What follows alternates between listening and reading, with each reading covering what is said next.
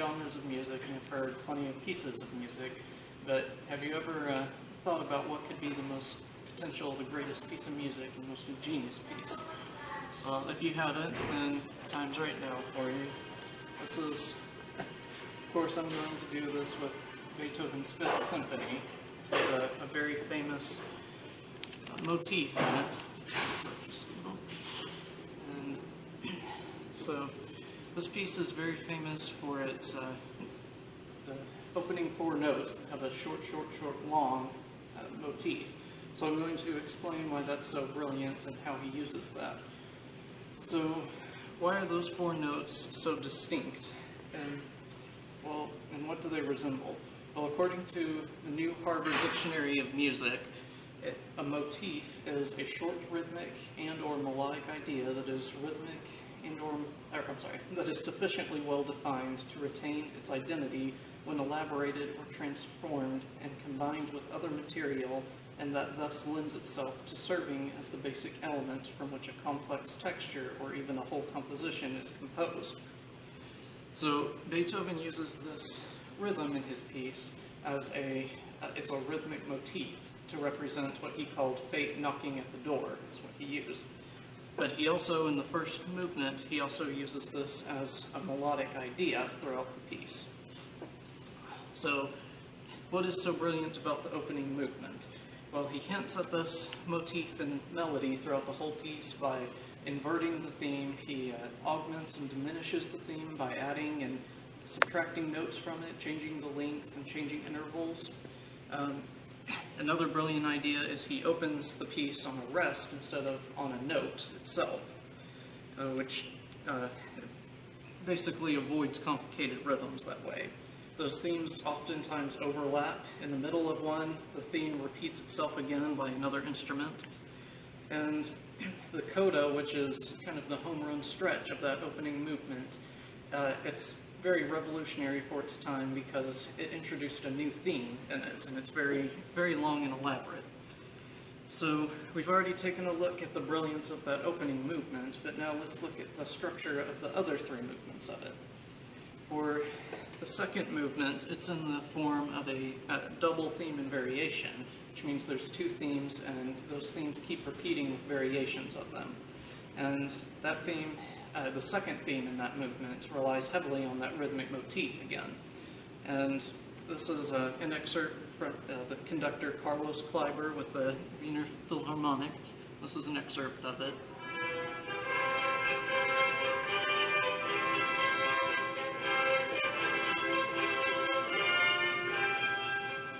And then in the third movement, it's in a ternary form, which is an A-B-A structure.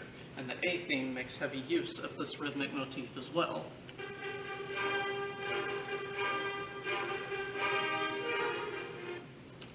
And the B section of that third movement is a fugue, which I won't get into because it would take a long time, but it's a very complex structure of music that has a lot of rules, so that's also brilliant in it.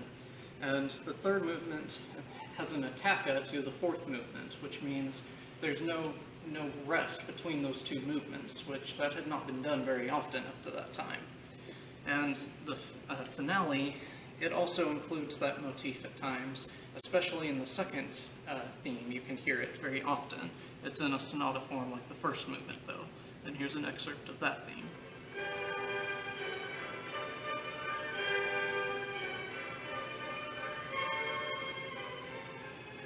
So let's look at what some of the significance of this piece are.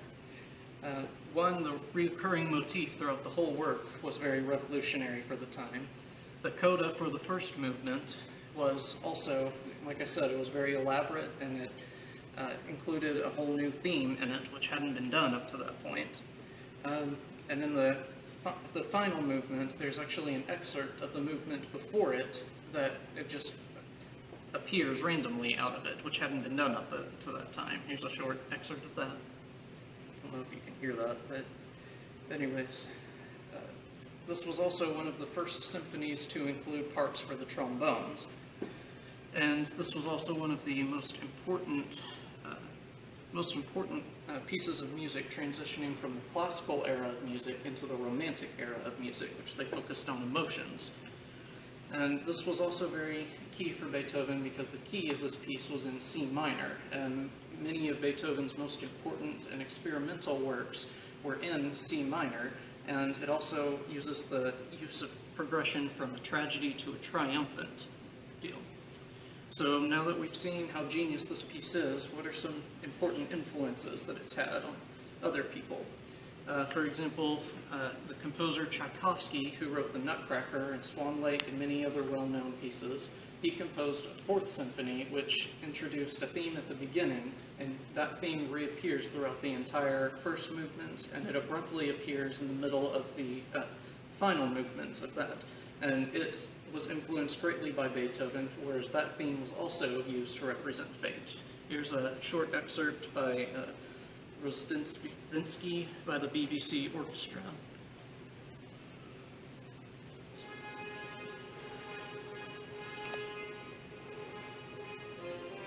This is again to represent fate in Tchaikovsky's symphony. Brahms' first symphony had a very similar rhythmic motif in it that was to pay homage to Beethoven's masterpiece. And Ferdinand Ries was a pupil and friend of Beethoven's, and his Fifth Symphony as well used the same exact rhythmic motif in it. Another interesting fact is that Mozart's famous 40th Symphony, Beethoven actually quotes the last movement of that symphony in the third movement of his own by using the same exact intervals of the first 7 notes. So where does it stand today? Today's society, we still obviously think of that piece very often in a sarcastic manner. It's often used in films and televisions. It's perhaps, if not the most performed, it's one of the most performed pieces still out there today. And according to the Encyclopedia Britannica online, it's actually the short, long rhythm. It's actually in Morse code that translates to the letter V, which Roman numerally that means 5, which is the number Beethoven gave to his symphony. And also during World War II, since that translates to the letter V, many allies used that as a way they played that piece to represent victory during World War II. So we've looked at the whole piece now, and we've looked at the motif in the first movement, its brilliance, the last 3 movements and the significance, and the influences and the role it's had in society.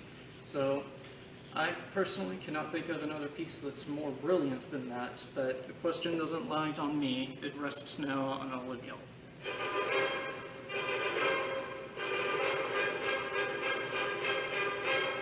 So hopefully that has left an impact on y'all and what you believe is one of the most ingenious pieces of music out there. Thank you.